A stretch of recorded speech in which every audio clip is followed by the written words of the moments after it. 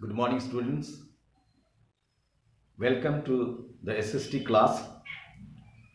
Please take your SST book, page number 104. Page number 104.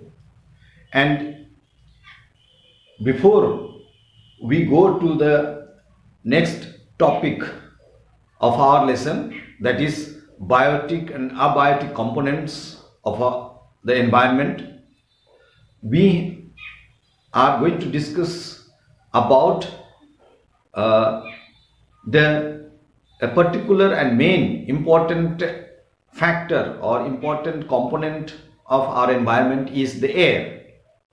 Air. It plays an important role. It affects in every sphere of our life, from our existence to our non-existence. And so air, in bracket it is written atmosphere, because air makes the atmosphere.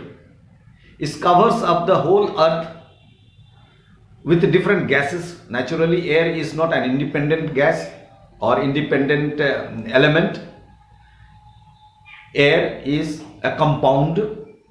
Air is a compound of many gases, and so it forms an atmosphere. It forms a layer that surrounds and covers up the earth and makes a conducive place for the existence of life. For a conducive place for the existence of life.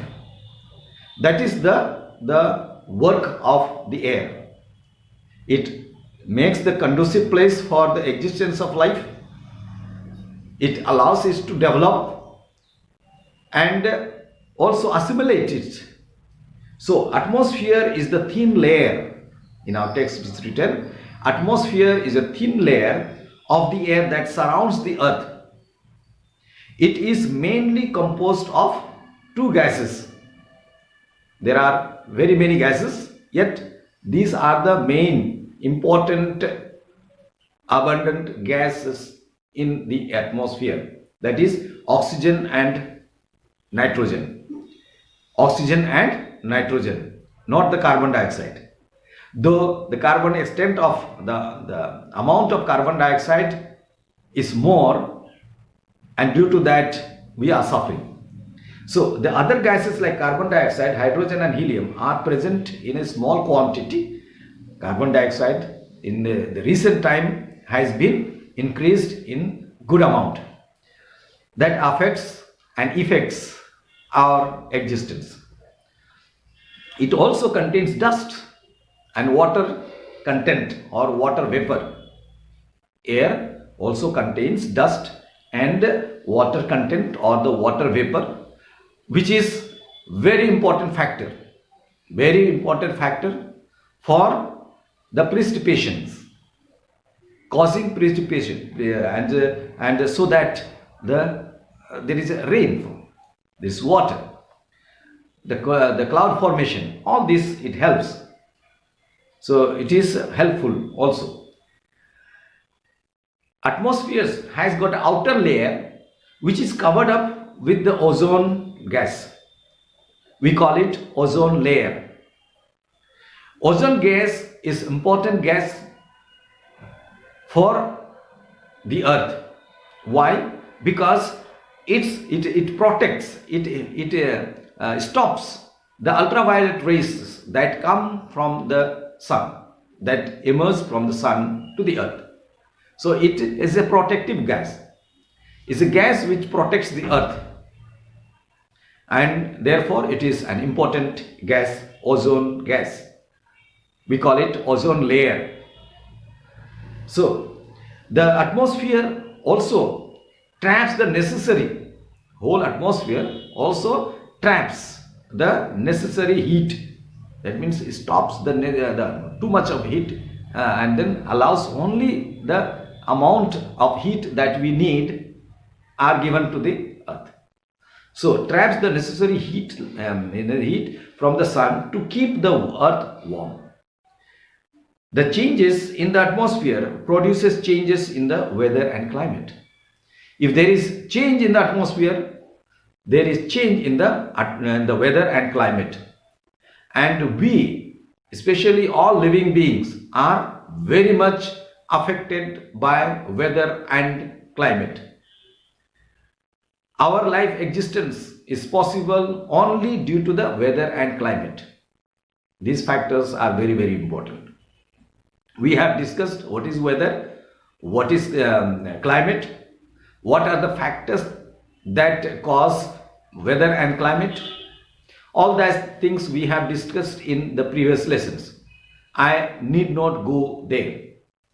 So these are important things about the air and the atmosphere.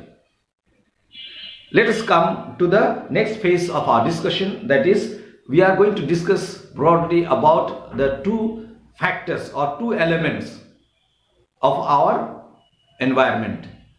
They are two components rather, not elements. Components is the same, but then to understand and terminologize or to make it a good term is a biotic and abiotic component. In our introductory part, we have discussed what is biotic. Just initiated. What is biotic? Biotic means, bio means life. Simple as that. Bio means science, life. And tick, which has got the life. Things that has got life is biotic. That means what? Living things. Simple as that. Living things. So, biotic components of the environment consist of all living things. Living beings rather. Living beings. Not living things. Living being. From very, very minute microorganism to the huge whale or the huge elephant. So all, both plants and animals, all living beings, plants and animals are called, they come under this category, biotic category, biotic components. They all are biotic component. Biosphere, next one is the sphere. Bio, I have told, bio means life. Sphere means area. So, area where life is possible. Area where the life is there and life is possible. Do you understand? So, area where life is possible, that is biosphere.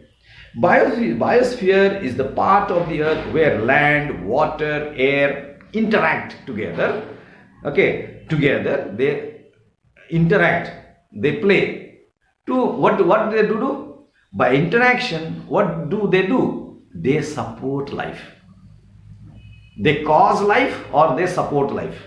They cause life and they support life. Okay, so that is the work of the biosphere. Biosphere is an area where life is possible or life supporting elements are there. Biosphere includes all the life forms of on the earth, all life forms, anything that has got life. It includes insect, plants, birds, animals and human beings, microorganisms, very, very tiny, which we cannot see with our naked eyes. Even they come under this.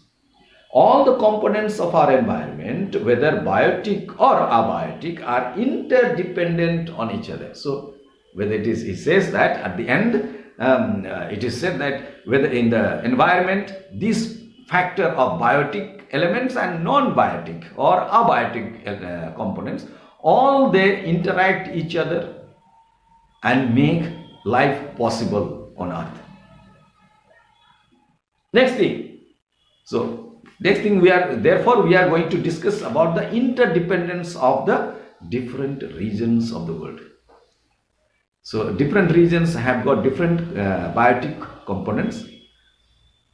And so, how they are related, how they are dependent on each other. That is, other word is, big word is interdependence. So interdependent means dependence of people on each other for certain thing. Here not only people, everything, whether they are biotic or abiotic, they are all depending on each other. The dependence could be on families, towns, and even our countries. So, for example, we need food to survive, and we do not grow. If they don't grow, we have to import from. We have to get from somewhere from where they are available. So, in other ways, we are dependent on somebody.